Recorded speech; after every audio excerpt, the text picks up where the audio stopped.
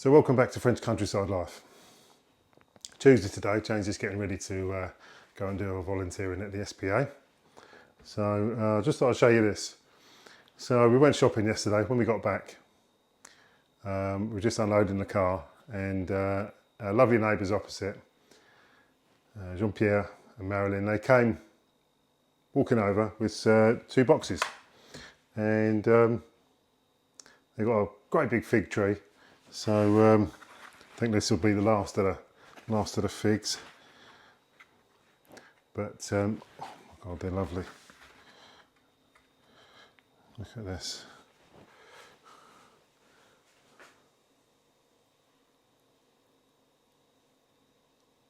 Oh my God. Full of figgy goodness.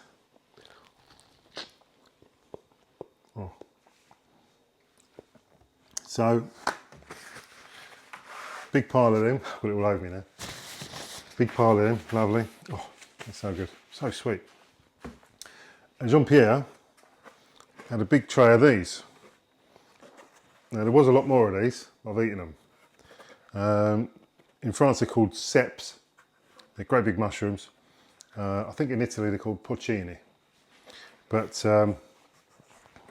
yeah, great big chunky old mushrooms there. And Jean-Pierre was saying that the farmer down the road, Christian, he goes out and picks them all. And he said it's been a bumper year. He said last year there wasn't that many, but this year, kilograms and kilograms of them. So I've had them on toast, I've had them just lightly fried in olive oil, a bit of salt and pepper, just delicious. So anyway, a couple of days ago, I think it was over the weekend actually, we went down to a place called Conflans just down the road, and I'd not been aware of what was the other side of Conflans, and so we thought we'd just go for a walk. So we went and parked in the square and went for a lovely walk, and it's beautiful, and it's literally what, 20 minutes down the road, and it's beautiful. So come with us and come and have a look and see what you think.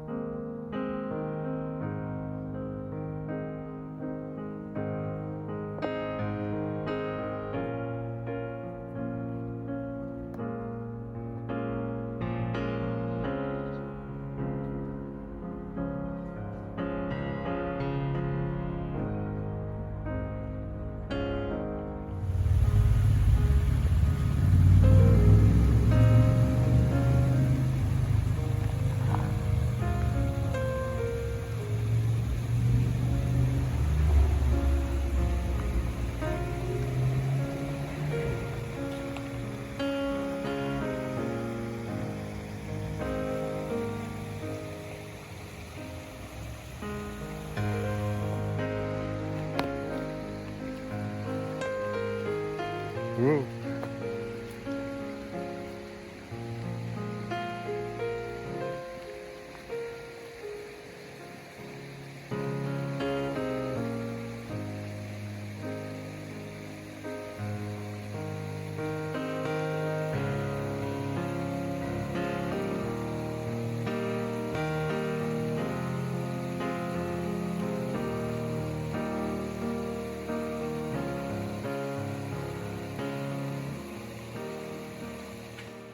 So Jane and I once again come back from shopping, and we see Jean-Pierre and Marilyn waving at us and pointing across the fields, saying what I thought, seagull, seagull. And so drove around the corner to see what they was pointing at, and there's a big stack of hay bales wrapped in plastic, and there was a bit of plastic loose on the top that was flapping about. I thought, is that what they're pointing at? Seagull, like there was a seagull trapped on top of the plastic or something. So I thought to myself, I'm going to have to climb up there and rescue it or something. But I kept pointing, seagull, seagull. And then I see it. It was, well, there was a load of massive great birds in the trees on the other side of the fields. Turns out there was white storks, and stork in French is cigogne. Cigogne. So they wasn't saying seagull, they were saying cigogne. Anyway, amazing. So they're obviously on their migratory route. So they decided to stop overnight in a, as I say, in a few trees across the way there, and we came in, and now I still film these vlogs on Jane's iPhone. She's got a newer iPhone than I have, so it's a really good camera. So I took the tripod and the phone across the field, and got as close as I could without spooking them, and filmed them, which I'm going to show you in a minute. I wanted to get a close-up, but the only thing I could think of was to put my binoculars, my brother used to call them come closer scopes, put my binoculars in front of the lens of the iPhone. So you'll forgive me for me Heath Robinson zoom, but that was great. It was great seeing him anyway. So have a look.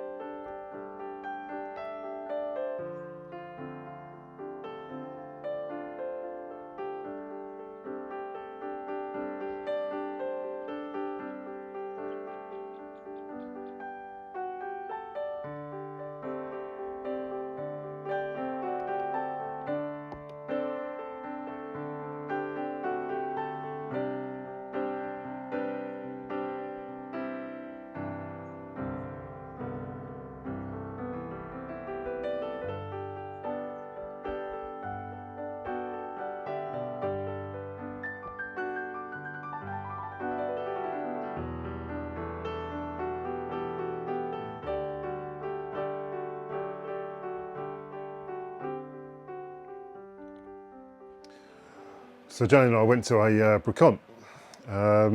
There's a brocante that is just around the corner from the big supermarket that we go to, and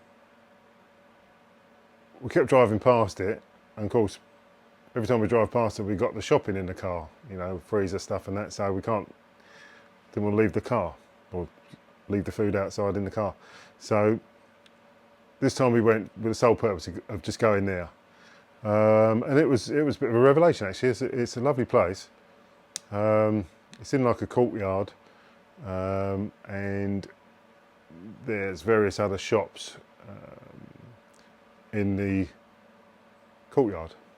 I didn't film it because I don't know how you feel about the filming of brocantes. There's lots of people that you know, film walking around brocantes.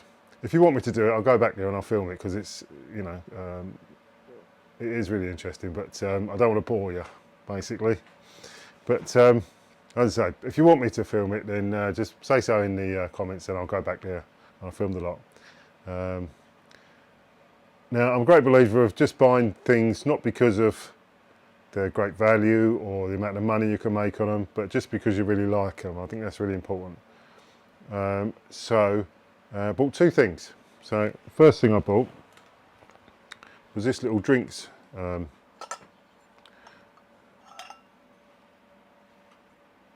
So I would guess that that is part of a set that would go maybe on a shoot or something like that.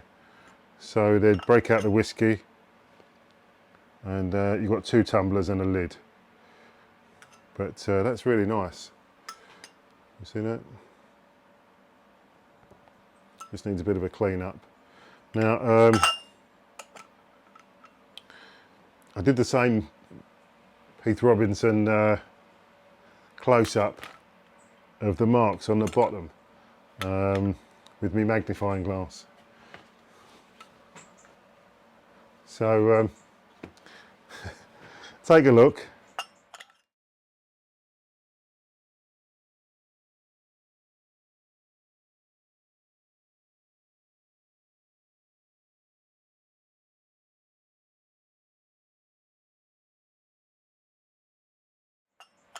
See what you think. I'm going to do a bit of research on it. It wasn't very expensive. I know it's not. I don't think it's. I know it's not silver. So that's that. And I bought this, which is a lovely valise. It's all leather. It's all leather. It's even got the key, so it's got the nice straps here. It's got the key. I'll just open it up. Yeah, maybe that way, won't it?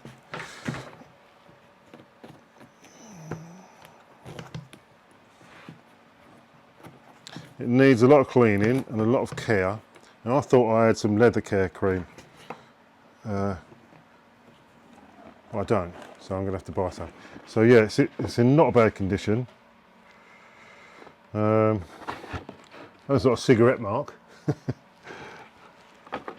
But yeah, it's in not a bad condition. Yeah, these are cigarette marks, I think. Which is bizarre. In fact, another one there. So whoever owned it was obviously a smoker. But just needs a bit of a clean up, and I think that'll be a lovely thing. Yeah, in fact that's the buckles there, isn't it? Buckles for them, so that goes in there like that. Yeah, that's not leather. But curiously that is leather. Okay, so yeah, as I say, I'm going to order the appropriate cleaning materials and clean it up, and that'll be going on the impending Etsy shop. Yeah, really pleased with that. So the next thing to do is to take a look at this wood for the Tiki bar and identify which bits are which. Now the issue with that, and if I'm completely honest with you, I've been putting it off. Yeah, I shouldn't have done, but I have. So there you have it. Now, in the instructions for the Tiki bar, which I downloaded,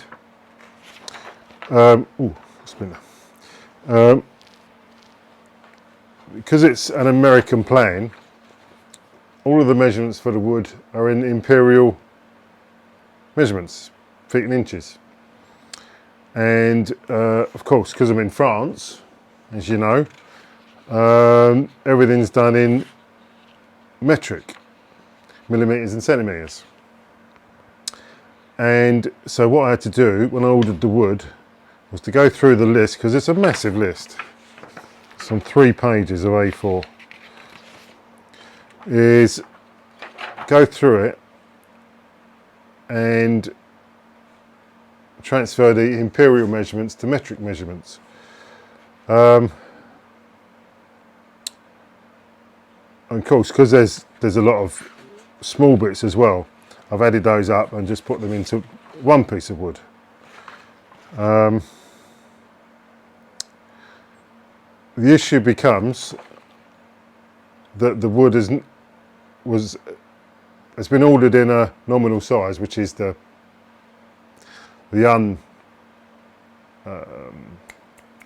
unplaned state.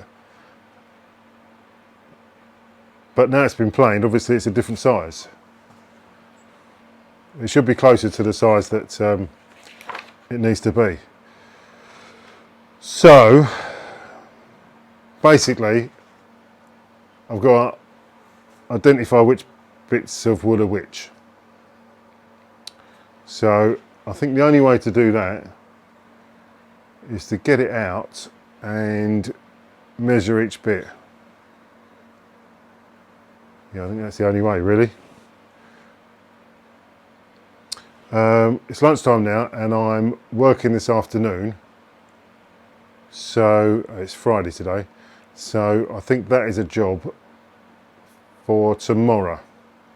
Sunday we're going out for Sunday roast. Oh, suits you. Can't wait. To a new place we haven't been to before. Jane's been on Facebook now, and she is finding all these places that we never knew existed. So that's brilliant. So well done, Jane. Good job. All right. So yeah, so that's going to be the next job. Let's get on with that. Okay, it is Saturday morning and it's time to get the wood out of the workshop. Be nice to see the back of this, to be honest, and get some room back in the workshop so I can do something. Time to get the wood round to the construction area, which is, see, I call it a patio and Jane calls it a terrace. Do you think Jane might be posh? I doubt it. Alright, so at the same time I'm going to try and identify which bits are which. These are obvious. That's the frame at the front. This is the floor, basically. Going to make the floor out of this lot. So these are spare, these are warped actually, so these are spare ones. Might be able to use those for noggins. And the rest of it, we'll see how we go. Alright, let's start moving. Cue the time lapse.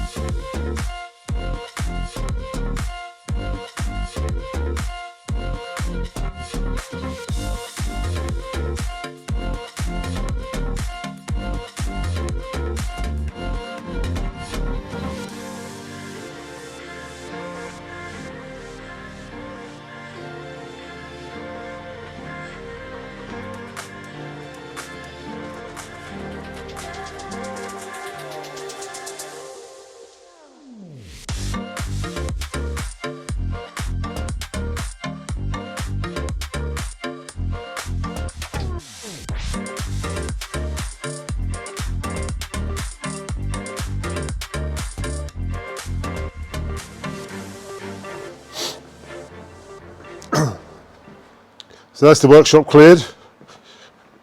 Loads of space. Oh, it's nice. Brilliant. All right, so I've got a bit of a cold actually.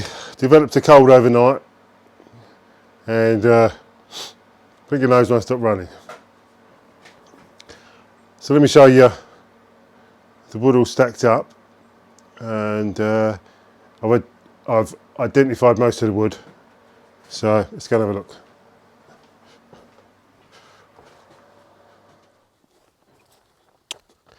So it's all stacked up out here. Obviously this is the front frame. It's going to frame the front. This is for the floor. This is for the roof, or the roof frame. These are for these big old bits are for they go around the top of the roof, like the facing boards if you like. This is for the stud walls. And this is the cladding for the outside. So, I think it's 2:15. I've got a job to do down the road. I'll go and do that. And I can't make a start Sunday because it's going to be too noisy. So I think it's going to be a start on Monday. I've got to see a new client on Monday morning, so I think Monday afternoon it's going to start happening. Yeah, I'm looking forward to it now. Brilliant.